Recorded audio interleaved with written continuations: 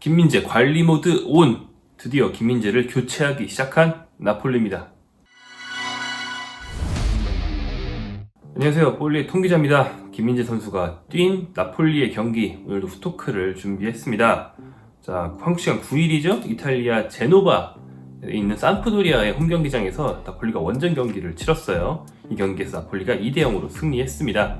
이 바로 전 경기에서 나폴리가 이번 시즌 첫 패배를 당한 바 있죠? 인테르 밀란 상대로 졌는데 월드컵 후에 첫 경기인데 나폴리 선수들이 오랫동안 전주련까지 갔다 왔는데도 굉장히 조직력이 안 맞는 것 같은, 또 컨디션 난조가 있는 것 같은 모습을 보이면서 우리가 컸어요. 하지만 이번 경기 승리로 지난번 인테르와의 패배는 해프닝 이 정도로 넘어갈 수 있을 것 같다는 좋은 예감을 줬습니다. 김민재 선수에 대한 얘기를 중점적으로 해보겠습니다. 왜냐면 김민재 선수에 대해서 이슈가 있기 때문이죠. 자, 김민재가 교체가 됐어요. 그러니까 교체 아웃이 됐습니다. 이게 나폴리 이적 후 처음인데요. 일단 선발 출장한 김민재, 후반전이 시작되면서 일찌감치 빠졌어요. 보통 45분만 뛰었다고 얘기를 하죠. 그러면서 벤치에 있던 아미르 라흐마니가 투입이 됐습니다. 김민재에게 불만이 있어서 뺐을 리가 절대 없는 그런 경기력을 보여왔기 때문에 굉장히 의아했는데, 경기 중에 중개사 겸 언론사인 다즌에서 이유를 얘기를 해줬어요. 나폴리가 김민재의 몸 상태에 대한 우려로 교체했다라고 설명을 해줬습니다. 그러니까 부상은 아니다라고 또 못 받기도 했고요. 그러니까 다쳐서 뺀 건 아니지만 대충 이렇게 해석할 수 있을 것 같아요. 부상에 대한 우려가 있었다. 또한 몸 상태가 안 좋을 수 있어서 예방 차원에서 교체했다. 이렇게 볼 수 있을 것 같습니다. 김민재는 이제 교체 후에 라커룸에 잠깐 머무르면서 몸 상태를 확인하고 처치를 받은 것 같진 않아요. 몸 상태를 확인하는 과정을 좀 거친 것 같고요. 그리고 나서는 다시 벤치로 나와서 후반전 막판에 벤치를 잡았을 때 이제 얼굴이 있었는데 밝은 얼굴로 동료들과 대화를 나누면서 팀 경기를 지켜보고 있었습니다. 그러니까 뭐 우려할 상황은 아닌 것 같지만 팀에서도 약간의 조짐이라도 있으니까 뺐다? 약간 이 정도로 보시면 될 것 같습니다. 이 교체는 김민재가 나폴리로 간 뒤에 처음으로 교체 아웃된 그런 경기가 됐습니다. 앞서서 세리아에서 15경기, 챔피언스리그에서 6경기 모두 풀타임을 소화했어요. 그러니까 아예 안 뛴 경기가 하나 있긴 했는데 나머지 경기는 일단 들어가면 무조건 풀타임이었거든요. 우리 많이 봤죠? 김민재가 진짜 막 지쳐 쓰러질 것 같은데도 막 쥐어짜내면서 90분에도 막 스프린트하고 그랬잖아요. 봐왔는데 드디어 김민재를 좀 관리해주는 경기가 하나 나왔습니다. 나폴리 주전 중에서 단 한 번도 교체 아웃되지 않은 선수는 그러니까 필드 플레이 중에서는요, 김민재밖에 없었다고 해요. 근데 이제 김민재까지 빠지게 됐습니다. 아마 이번 교체는 다음 경기를 대비한 그런 조치로 볼 수 있을 것 같은데요. 나폴리가 14일 유벤투스와 홈경기를 치릅니다.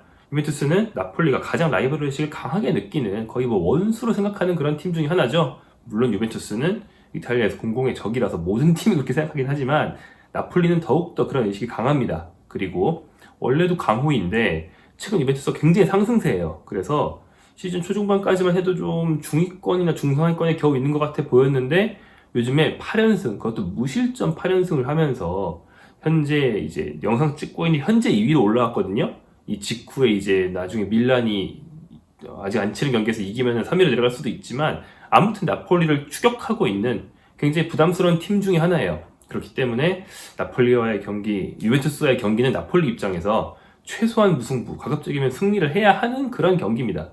그러니 이 김민재가 유벤투스에서 무조건 뛰기를 바라면서 좀 일찍 뺀 게 아닌가 생각이 됩니다.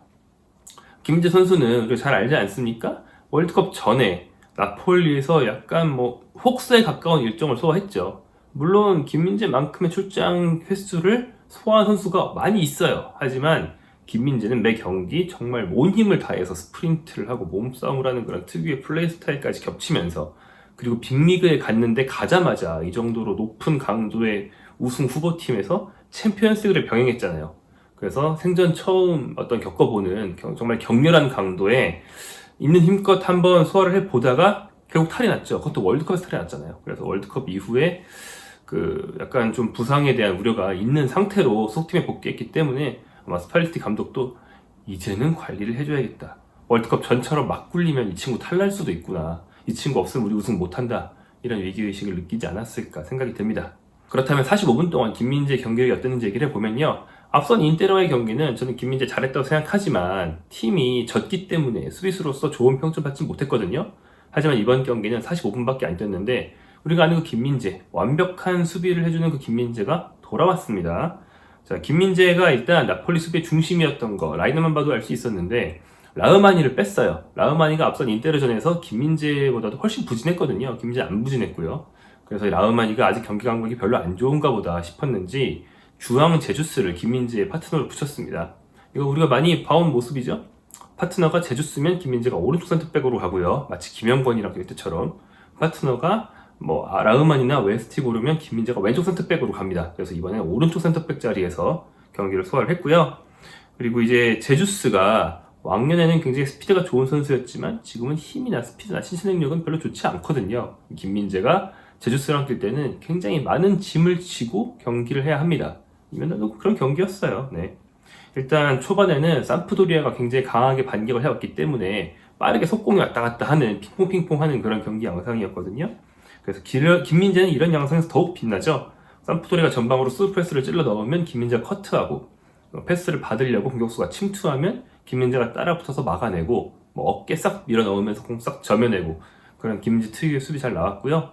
빌드업에서도 굉장히 좀 비중이 높았고 제공권 면에서도 모든 헤딩 경합 다 이긴 건 아니지만 결정적인 헤딩슛 기회에서 먼저 머리를 대는 그런 모습 보여줬습니다. 그래서 김민재가 상대 퇴장을 유도한 그런 공격 상황에서도 기여를 했는데 김민재가 공을 한번 걷어냈거든요. 근데 걷어내는 것을 뻥 차내는 게 아니고 정확히 동료 공격수 오시멘에게 줬어요. 이게 얼마나 일부러 그쪽으로 찼는지는 우리는 모릅니다만 아무튼 정확하게 오시멘에게 연결이 됐고 오시멘이 돌파를 하면서 상대 퇴장을 이끌어냈죠. 그러면서 나폴리가 결정적인 승기를 잡을 수 있었다. 45분 동안 김민재가 얼마나 비중이 컸느냐 보면요. 패스 성공률이 97%, 그리고 패스 횟수가 두 팀 모든 선수 통틀어서 전반전 동안은 최다인 35회, 태클 1회, 가로채기 1회, 걷어내기 2회, 공수 양면에서 굉장히 훌륭한 기록을 남겼다. 보기에도 좋았고 굉장히 잘하는 것 같았고 그리고 기록 면에서도 좋았고 김민재의 경기력은 거의 완벽에 가까운 수준이었다. 이렇게 보시면 되겠습니다. 자, 나폴리에서 김민재와 함께 승리를 이끈 이 선수 얘기해보죠. 빅터 오시멘입니다. 오시멘은 굉장히 짐승 같은 선수라는 그런 느낌을 종종 주죠. 이날도 다시 한번 그 생각을 하게 만들었다. 이렇게 보시면 되겠습니다. 이 짐승 같은 선수란 얘기는 김민재에 대해서도 스팔레티 감독이 칭찬할 때 썼던 말인데 오시멘 역시 그런 인상을 주죠. 굉장히 탄력이 넘치고 동물적이고 빠르면서도 힘이 세잖아요. 이날도 그 장점을 잘 활용해줬고 득점 상황에서 마리우 후이의 날카로운 왼발로 살짝 감아서 찍어차는 듯한 대각선 스루 패스가 들어왔는데 엄청난 스피드로 오시멘이 쇄도하면서 발을 대서 성공을 시켰어요. 그리고 아까 말한 퇴장을 이끌어낸 장면에서도 김민재가 걷어낸 공을 롱패스처럼 잘 받은 다음에 이제 상대 수비수 누이팅크를 몸싸움과 스피드로 완전 털어버려서 넘어뜨리고 상대 문전으로 돌진합니다. 이때 이걸 막으려고 커브 플레이를 놓은 토마스 링콘이 너무 늦게 태클을 해버린 거죠. 오시멘의 스피드를 따라가지 못하고 걸려 넘어지면서 퇴장을 이끌어냈습니다. 오시멘의 어떤 그런 변수를 창출하는 능력, 정말 짐승 같은 능력, 공격의 짐승 오시멘, 수비의 짐승 김민재, 이 둘이 있어서 나폴리는 더욱더 든든한 팀이 아닌가 생각이 되고요. 생각해보면 나폴리 자체 훈련을 하잖아요. 공격팀에 있는 오시멘, 수비팀에 있는 김민재 붙을 거 아닙니까? 매 경기 김민재는 오시멘을 매 경기가 아니죠. 매 훈련 김민재는 오시멘을 막는 연습을 하고 오시멘은 김민재를 뚫는 연습을 하는 거 아니에요? 이거 단련이 안 될 수가 없겠죠? 굉장히 훈련만 봐도 김민재에게 성장에 큰 도움이 될 것 같은 그런 환경이다 생각이 듭니다. 자, 그리고 이날은 나폴리가 일부 라인업에 변화를 줬어요. 단순한 체력 안배라고 생각하지 않습니다. 왜냐하면 부진했던 선수들을 뺐기 때문입니다. 앞선 경기 인테르 상대로 부진했던 라흐마니가 빠졌다는 거 말씀드렸죠. 미드필더 중에서도 약간의 변화가 있었는데 삐오트르 지엘린스키 선수가 빠지고 대신에 엘리프 엘마스 선수가 들어왔어요. 지엘린스키는 월드컵 전까지는 나폴리의 상승세의 주역이었죠. 굉장히 좀 팀플레이를 잘하면서도 결정적인 상황에서는 스루패스 딱, 슛 딱 해가지고서는 공격 포인트 딱딱 생산할 수 있는 그런 선수였는데 월드컵에서 폴란드 대표팀에서 굉장히 좀 무색무취였거든요. 레반도프스키가 그만큼 고생을 한 건 젤렌스키가 지원을 잘 못해준 때문도 있었죠. 그런데 거기서 뭔가 주화인마에 빠졌는지 좀 머릿속에 어떤 상자가 닫혀버렸는지 나폴리로 돌아온 뒤에도 인테를 상대로 정말 활로를 찾지 못하는 미드필더답지 못한 그런 모습 보였습니다. 그래서 이날 경기 빠졌는데 대신 들어온 엘마스가 좀 활발한 모습 보여줬고요.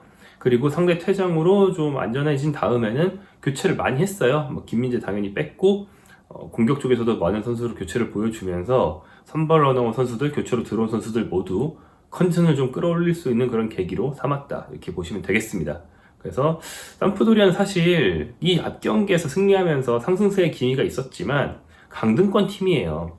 강등권 팀을 만난 나폴리, 약간 뭐랄까 삼프도리아 입장에서는 좀 아쉽겠지만 삼프도리아 보약을 먹는 느낌으로 좀 컨디션을 끌어올리고 경기 감각도 약간 찾고 이기는 법을 다시 한번 이제 되살려낸 다음에 유벤투스를 상대할 수 있게 되었습니다. 이날 경기를 통해서 나폴리 선수들이 얻은 게 많았으면 좋겠고요. 김민재 선수는 몸 상태가 말짱하기를 간절히 기원해 봅니다. 오늘 녹화는 저희 회사 스튜디오가 아니고 저희 집에서 이렇게 뒤에 이런 걸 깔아놓고 한번 해봤습니다. 여러분 보시기 편했으면 좋겠고요. 이렇게 스토커 마치겠습니다. 감사합니다.